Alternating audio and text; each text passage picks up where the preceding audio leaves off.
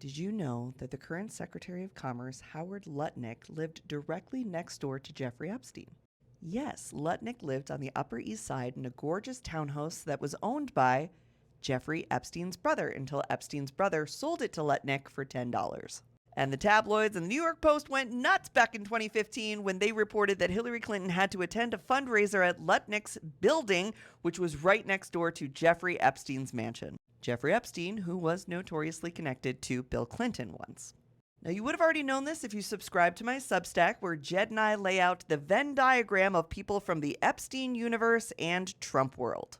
Like how Steve Bannon provided the media training to Epstein so that he would come off better when interviewing with the New York Times in 2019. Steve Bannon, of course, says he was not trying to media train Epstein. He was just trying to get close to him so that he could do a documentary exposing Epstein. That documentary from Steve Bannon about Epstein, unfortunately, was never produced. Though Steve Bannon is today the tip of the spear from MAGA world that is calling for a special counsel to investigate the Epstein files, documents, pictures, etc., and come clean with the truth. And honestly, I don't know what it is that MAGA's looking for, because lists do exist. There may not be one master list of everybody that Epstein had contact with, but we have the little black book, we have the flight logs. Many of the victims of Epstein submitted lists of the men that they were trafficked to, how many times and when. There are photographs that Virginia Giuffre had to identify for the FBI where she had to say if that was her body in a photo with a John or someone else.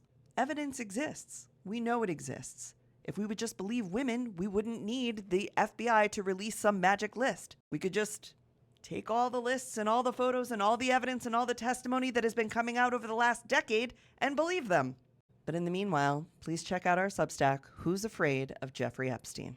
You can find that at underthedesknews.substack.com. I'm having a little bit of dental surgery today, so I'm going to be out the rest of the day, which is a great time for you to spend time with the article. And I will see you tomorrow. And there will be a test. See you then. And folks, all of this stuff is heavy and disgusting. Please make sure that you're taking time to center yourself and that you're not just bombarding yourself with bad news after bad news after bad news, okay? That's not going to help us make good decisions or stay as clear-headed as we need to be to continue to push this forward.